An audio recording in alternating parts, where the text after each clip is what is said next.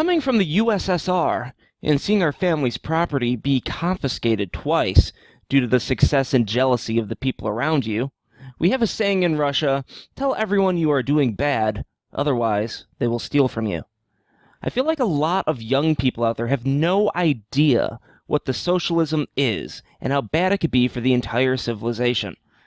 I feel emotionally drained every time I fight people around me, trying to prove them wrong, and feel like all the fighting is taking me away from my personal freedom or goals. How can I light up my goals along with helping people see the true nightmare which socialism is? That's from Vladimir. Hey, how you doing today, brother? Pretty good. How are you, Stefan? I am well. That is a terrifying statement and experience, so I completely understand where you're coming from. When you see disaster approaching and people won't listen, oh man, what do you do? Yeah, and it's just arguments just bounce off the wall. Nothing sticks in there every time I try to talk to them and just use some logic. It didn't work because it was Russia. It's not because it was communism or socialism. It's not the infrastructure. It's the people behind it. But if we trust this in the right people, then something magically will happen, and it will be a much better system than you had before. Doesn't work that way. It's a system. So can you tell me a little bit about or a lot, if you like, about your family history and what happened? Okay. My family in late 1900s late 1900s to early, were counts.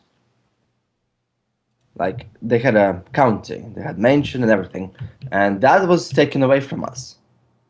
But when there was a revolution, socialist revolution in 1916, we were lucky we didn't get killed, I guess, would be. But my whole family became on the streets and was trying to work their way up and tried from the ground zero. And we opened up one of 5 manufacturing Kent facilities in Uzbekistan, which was part of USSR. It was a Central Asia. And that was being taken away from us in like early 1950s by the government again. Then my dad opened up a transistor business, and he was selling transistors to England, to France, to a lot of Western countries. USSR falls apart, copper prices went up by 300 times, and because he was locked in the contracts, we became bankrupt. Then he opens up the furniture business, and eventually we had to relocate ourselves because the mob, the policeman problems, like the taxations, the firemen. And then he finally opened up the drywall knife business that actually was very, very successful back in Uzbekistan when it became independent, and was enough for us to come to the United States and to have some savings to start fresh again in this country. So that's my history, kind of. It's sort of admirable, and it is in fact admirable, the degree to which your father just kept trying. You know, like that Chumbawamba song, I get knocked out, but I get up again. I mean, that's impressive. And we're trying to do it now too, with a couple of different ideas. Right. Do you come from a Jewish background in Russia? No, we're Russian, Christian Orthodox. Okay. Yeah, it just sort of reminds me of, I did the Truth About Ayn Rand Part 1, talk about her sort of life. And, father got raped by the communists financially and economically. And, I mean, she had to get out. It's sort of funny. Years later, she met her sister who stayed, and her sister was still defending the regime as it stood. Yeah, my grandmother defended it all the time. I think she was deeply indoctrinated by it. So we always had this occasion where we all get, when we get drunk, obviously Russians to some extent, and there it goes. My dad tries to say bad things that the socialism did, and she would try to defend it, and they would be fighting for hours and hours. And my dad usually would win the arguments because there was logic behind it. In general, and I know that this is not statistical, it's anecdotal, but in your experience, do you find that there's any difference in the genders between who is more amenable to socialism. That's a good point. I think women on average would like socialism a little bit more. Sure. Because the teacher's gonna get paid the same amount of wage than the engineers would. But at the same time, being an engineer is a lot more difficult than being a first or second grade teacher, in my opinion. Right.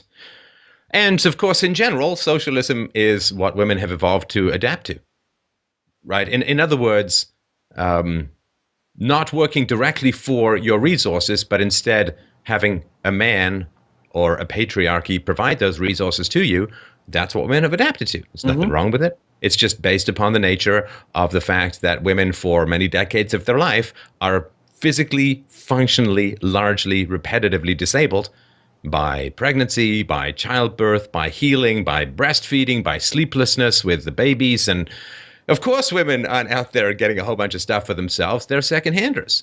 They rely on other people to bring them resources. And the more resources they get, the more resources women get, the more attractive they are. Right? Like that old song, you don't need money when you look like that, honey, do you? Right? Because guys are going to buy you drinks and buy you dinner because you look that sugar baby kind of way. So for a woman's physical vanity is swollen and her level of attractiveness is enhanced in her own mind the more free stuff she gets from men. So when a male politician comes along and says, I can get you free stuff. That's free stuff for women is like free sex for men. It's very, very hard to resist. Politicians political life is porn for women in terms of what they, and women can't quit socialism any more than men can just walk away from pornography for the most part. So I think that reality is something that needs to be understood, and it's no accident that women generally choose security over freedom, because men can choose. If a single man can take risks, because it's only he who goes hungry if he fails. But women who've evolved to be mothers prior to the modern Western age, they don't have the capacity to take risks because lives literally depend upon them, not just that they have to give food to their kids, but because they themselves have to generate milk for their babies. They need extra calories for that. And so they can't afford risk. They, bird in the hand is worth two in the bush, which is why women choose security over freedom, which is why when women get the vote, you get a welfare state within 10 to 15 years. It's almost inevitable. So the fact that women are more partial to socialist ideas, and I say this, with Thatcher and Rand and other women who are, very strong against these kinds of things, but these were very happily married women, at least for most of their lives. So the only women who are for the free market are those who are happily married, which is why if you want to destroy the free market, you have to separate men from women, because then women will vote against the free market and for the security of state handouts, which destroys the free market, which is why Marxists and feminism go hand in hand. Marxism wishes to destroy the free market, and feminism separates men from women. And once women are separated from men, they turn to the state for security, and the free market is destroyed. And then man is kind of bows down to the system and accepts it to the point. Well, men can't fight the state. And at least Western men, to a large degree, have evolved because they need so much K-selected investment in their children. They've evolved to defer to women. And so when women get the vote, and there are Marxists around, and the big challenge was Marxism, not fundamentally women getting the vote. People say, oh, women got the vote, and we get... Yes, but that's because there was Marxism around, which programmed a lot of the intellectuals. They say, Marx says that religion is the opiate of the masses, and it's a pretty true statement to say that Marxism is the opiate of the intellectuals, which is even more dangerous. Oh my God. So, you get Marxists around who hate capitalism, and they convince women to separate from men, and, we did the dominoes just now, I don't need to do them again.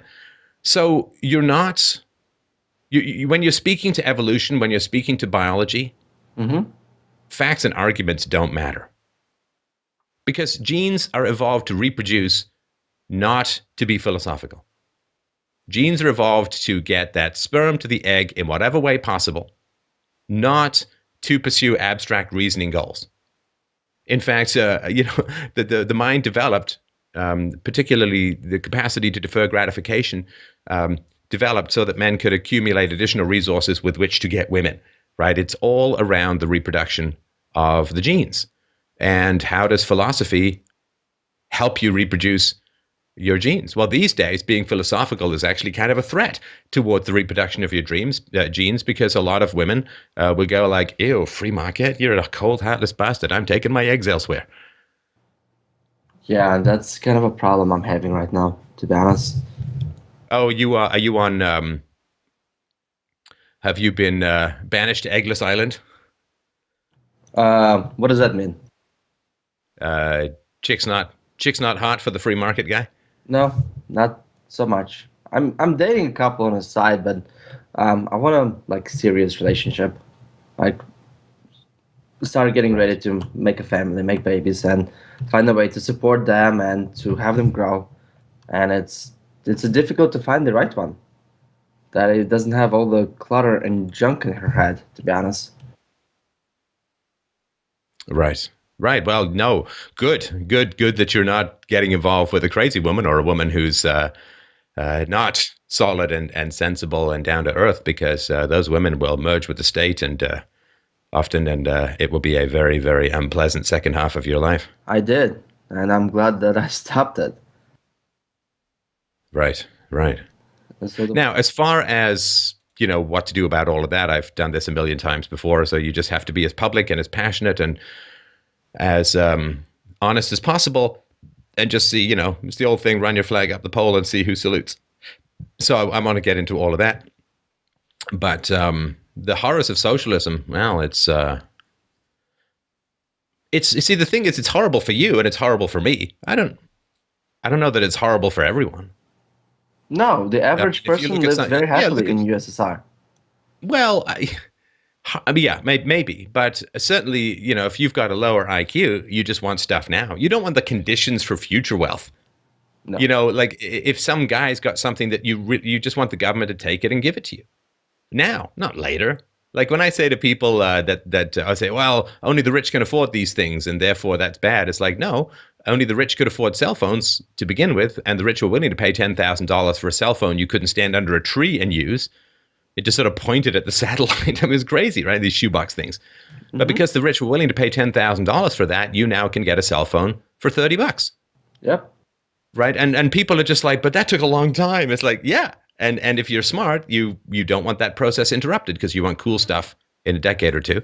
But of course, idiots, children, and drunks, they want things now. Yeah. They want things now. And because they have the state, they can get them because the state can just grab stuff and hand it to them. So idiots, I think, are perfectly fine with socialism, and it doesn't matter how long or how much you explain that the deferral of gratification is really important. Well, the deferral of gratification is associated with higher IQ. I mean, you're asking a toddler to get something from the top shelf. Just, it doesn't matter. And we've got a presentation called The Death of Reason about all of this. So don't waste your time on that stuff, man. Seriously, it is not your job to go around trying to get short people to become tall.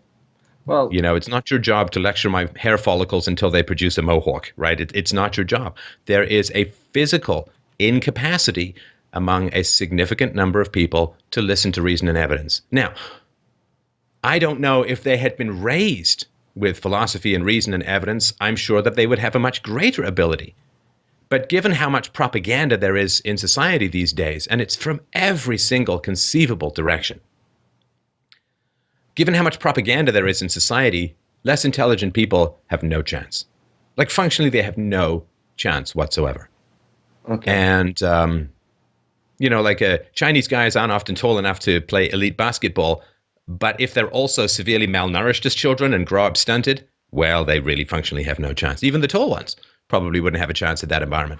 So it takes a huge amount of intelligence to be able to overcome propaganda, which is why propaganda is so unfair to the less intelligent, because it denies them the very tools that they need most desperately to enhance their intelligence.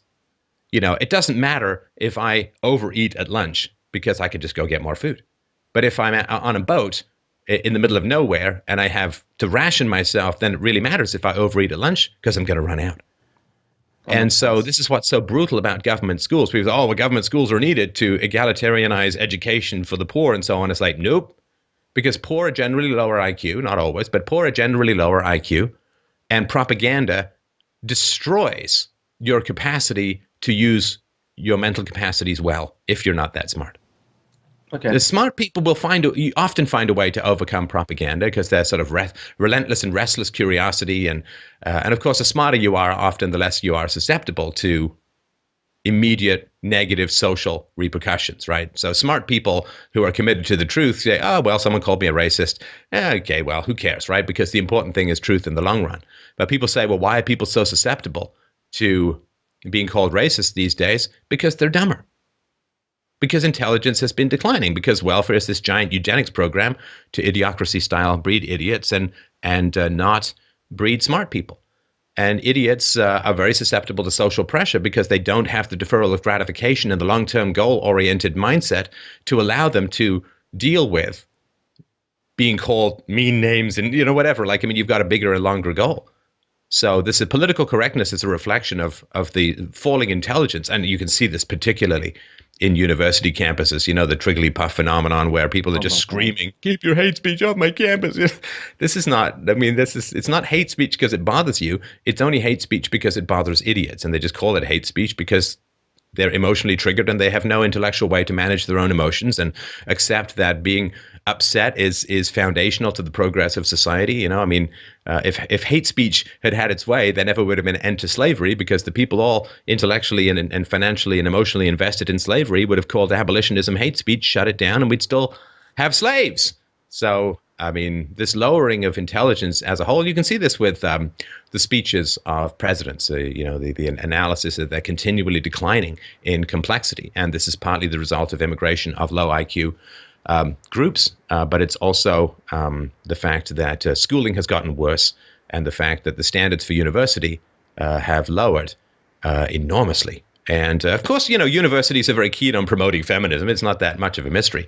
Universities like to promote feminism. Because if women reject feminism and accept the argument that it's better to have children when you're young, your eggs are fresh, and you have lots of energy for sleepless nights, if women want to have kids early and want to have maybe their education and their careers later on, well, they're not going to go to university. Or if they do go to university, they're going to go to university for a semester or two to get their MRS degree, find a good guy, and settle down.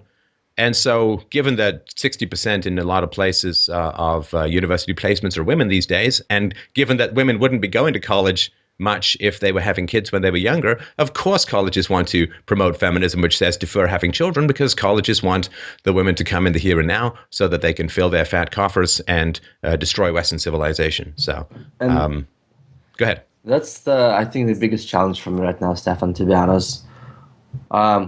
Personally, I'm relatively pretty successful, like financially dependent guy, and I'm trying to do a couple startup business, and I have enough resources to do so. But then I'm looking, and I have two ways to either go MGTOW and just that's MGTOW. For those who don't know, that's MGTOW men going their own way, which is to eschew or to avoid committed relationships with women and certainly marriage and children. Correct. And I have couple of women that I kind of sort of date, but I know that it's not something I want a long term. And a part of me wants to actually create the family, create the life, and find the right one. But coming from Russia and have all this kind of traditional values kind of been poured into me, I'm looking here, I'm like, I don't know what to do, because these women here are they are impenetrable, like mentally. And the more I'm actually living in the United States, and I've been here for about 11 years, the more I want actually to bring, honestly, for me as a partner, somebody from the other, like probably Russia, Ukraine, or somebody who speaks the same language, who has like more of a feminine, nurturing views about the life, who actually want me to be the main provider, and she sits at home and she takes care of the kids. But to do that, I'm running into a huge risk of, hey, is she actually doing it because she wants to be my partner, or is she doing that because she wants a visa in a more of a progressive country? How tall are you? 5'9". 5'9". Are you fairly, Russians are renowned for upper body strength. Are you a fairly strong guy? Yeah. Okay. Do you think you could carry a water buffalo? No. All right. Well, Cambodia's out then.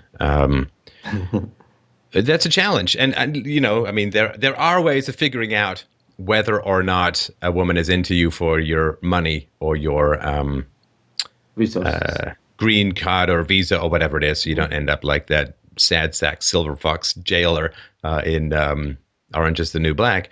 But certainly there does seem to be a fairly high demand for women who are feminine. And, you know, I can't for the life of me understand why you'd want to get married. If you're not gay, why would you want to get married to another man?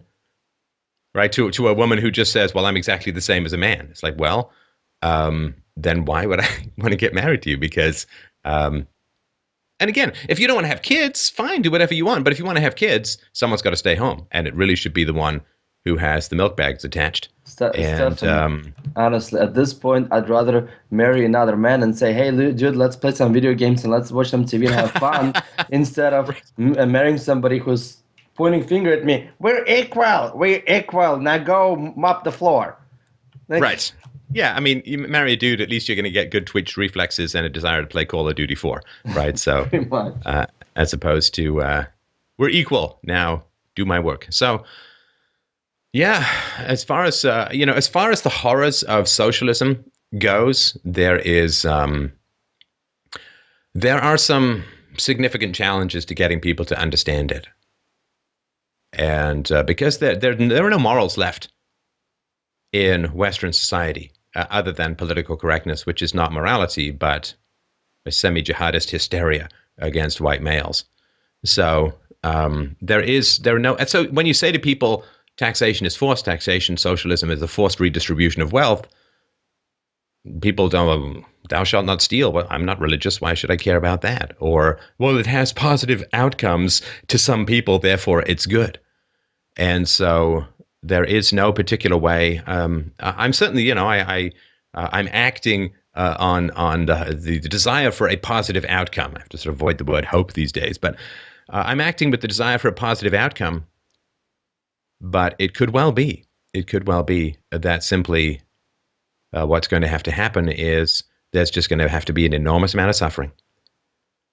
And through that enormous amount of suffering, people will start listening to reason and evidence again. I wish it didn't have to be that way, but that's the way nature plays it. That's the way reality plays it. And hopefully there won't be so much suffering and so much technology exists to keep everyone alive that the dumb and propagandized simply will forever outbreed, outvote, outmaneuver, and outmob the smart people. But it's okay. At some point, we'll figure out how to get to space and go set something up somewhere else. Yeah, I know, right? I don't know, Stefan. It's just, I feel like the entire system is just kind of pressing down pretty badly on average a man who actually doesn't want to embrace the whole idea of, bite into the whole idea of, hey, let's be all nice, pink, rainbows, and pretty. Like, I want to create a business. I work out. I don't want to be one of those men who just, I don't know, gets under the woman's heel and that's it. Because I've seen that happen so many times here. I had a few Russian friends who married American women, and one of them was going and shopping, and he was like, the wife told him to pick up some kind of a can. So he asked her like, hey, so where's the can is? And she's like, oh my God, you don't know where the can is. I'll do myself. Fine, I'll do it myself because you're incapable of that. I'm like, why are you allowing her to talk to you like that? Like, what is going on? Like, why you're so castrated? Like, traditional Russian men, if a woman speaks like that to a man in public, oh boy, she's in a lot of trouble. And I'm not talking about physical violence or anything else like that. The man is just not going to tolerate it. But here, yeah, I mean, this is what it's referred to. If you've been around the MGTOW channels and all that, I mean, this is what's referred to as the shit test. The woman just being nasty, and I mean, in general, it seems to be that she's happier if the man responds assertively to her being nasty than if he just rolls over and says, "Okay, sorry, honey, I'll be good." Right? I mean, it's The woman, women to some degree want to make sure that you didn't go all beta on her, right? I mean, the men, when they get married, they're worried that the women are going to pull the pin on the fat grenade and balloon up. And women, when they marry the alpha, they don't want to end up with him slacking off and being the slow spinal question mark, turning into a beanbag alpha. Beta, sorry, on the couch. So yeah, they're going to test your metal from time to time. There's nothing wrong with it, but this idea that always deferring to women is going to make people happy, that's not being conciliatory. That's just being a coward and not standing up for what is best for you and your wife. So how would I avoid that? Like, I'm just stuck. Well, no, just in the dating scenario, I mean, you stand up for what's right. You don't act in a destructive way, and you don't allow other people to act in a destructive way towards you. And if a woman is being disrespectful or abusive or negative or hostile, you're just like, nope, we're not doing that. Not happening. That is really rude. I do not accept that kind of behavior. Find out.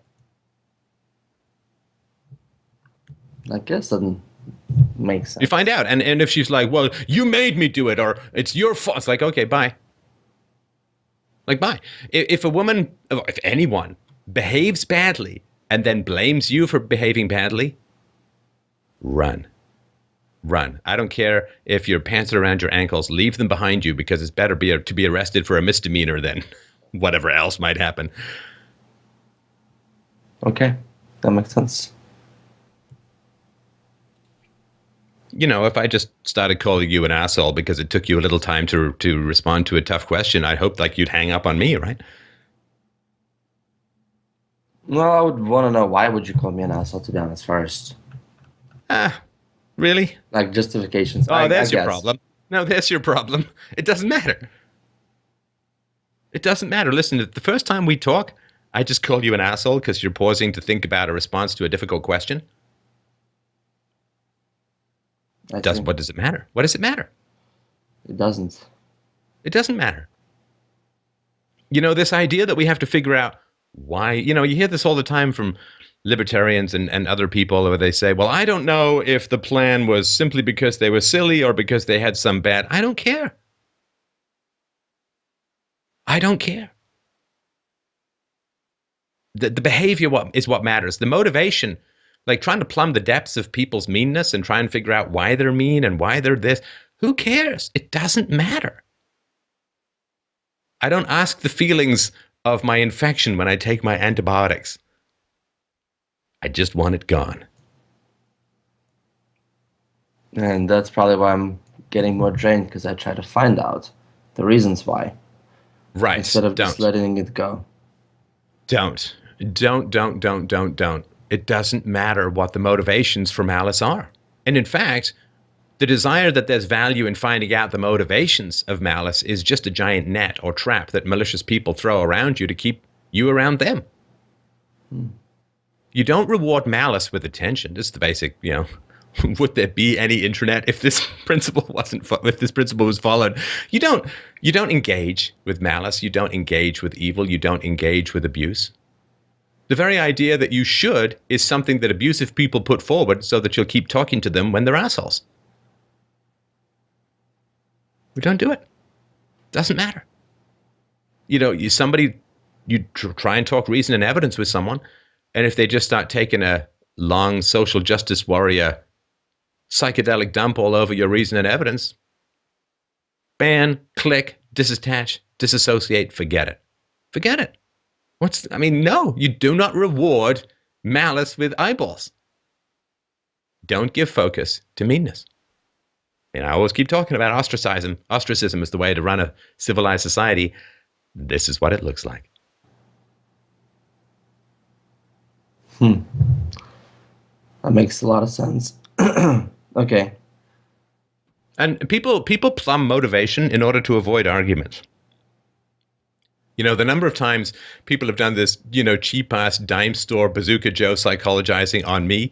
Why? Well, Steph does this because mommy issues. Or Steph does this because he's an old, angry white guy who doesn't like change. Or people like this is okay. Who cares? Can you deal with an argument? No. because I can pretend to plumb the depths of your consciousness, figure out your motivations so that I don't have to deal with what you're saying. It's hate speech. Do you have an argument? No, those people are full of hate, therefore they're wrong. It's like, that's not an argument. That's not an argument any more than these people are ballerinas. Well, people forgetting that, I don't know. I feel like a lot of people are forgetting the value of the argument, and everybody just goes for, oh, he just called her racist. Great, she's a great speaker.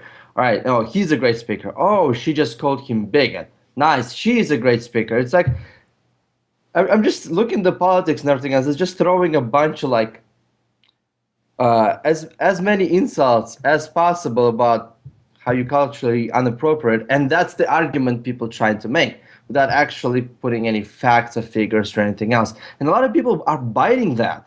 That's what scares me the most. Idiots are always overwhelmed by the emotion at the expense of reason, and we just have many more idiots in public discourse than we used to.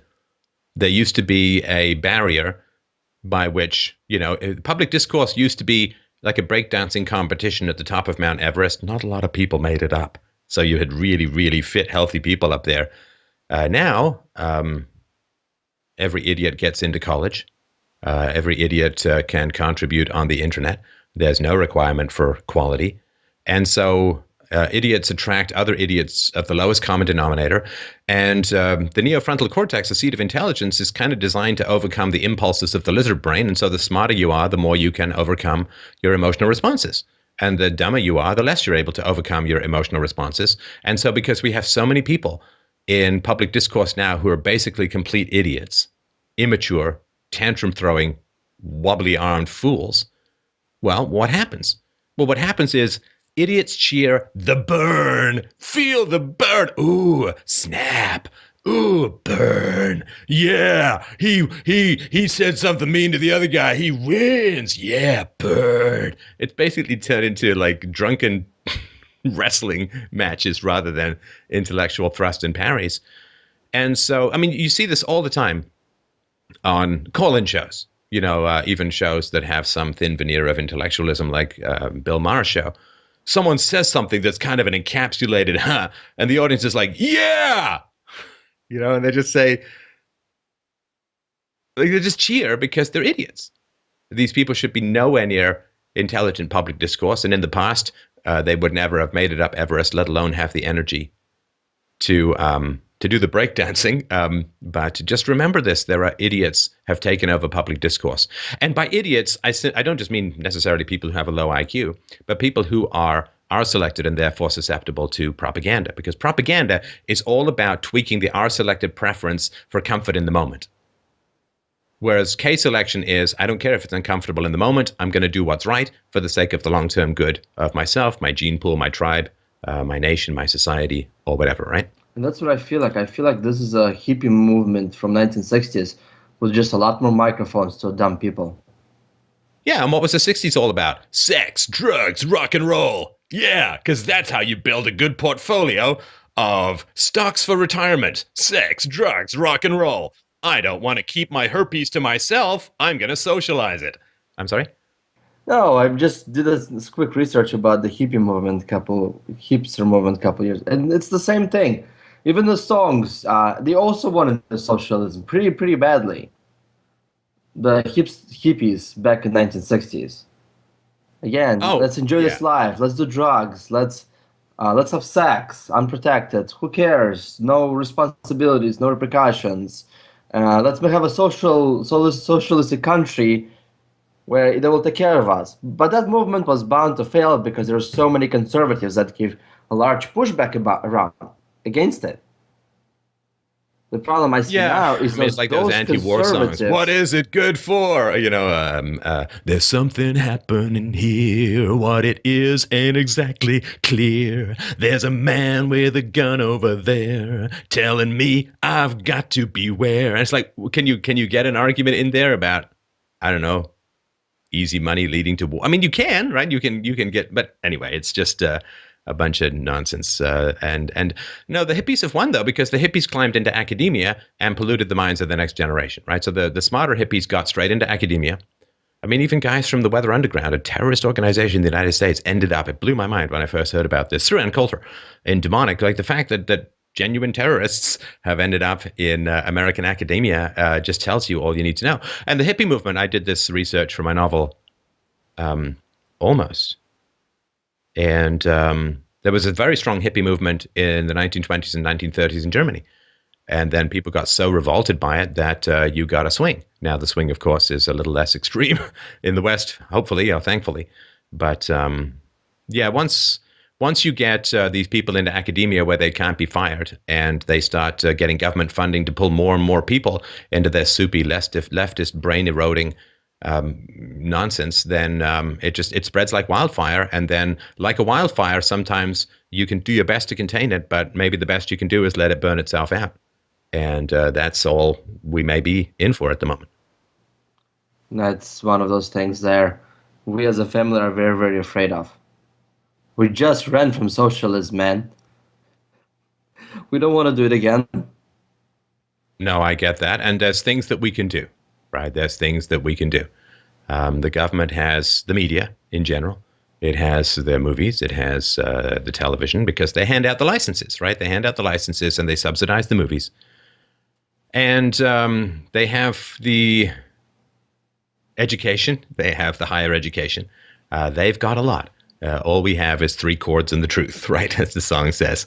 All we have is the microphone, the attention of the world such as we can command it, and the truth. And that's more than most have had throughout human history. So we should at least be grateful for that, I think. Do you think we're in minority now compared to like 30, 40 years ago? Oh, yeah, without a doubt. Yeah, without a doubt. But we also have infinitely greater capacity to reach the world. I mean, 30 years ago, 20 years ago, I wouldn't have had, over 160 million downloads. Close to 200 million now. I mean, that wouldn't have happened. Yeah, Stefan, by the way. If I can't be happy with that, Mm-hmm. if I can't be happy with the fact that through willpower, tenacity, and courage, and a continual goal of improving everything I do, if I can't be happy about the fact that I've added 200 million points of light in the minds of the world, what can I be happy with? That makes sense. Completely. All right, I'm going to move on to the next caller, but just don't waste your time with idiots, and find a good woman. And be public, I would say. It's still legal, and you can be public in what you talk about. And it only takes the courage to surmount disapproval, not to dodge bullets. And for that, we should be grateful. Thank you, Stefan. Thank you very much.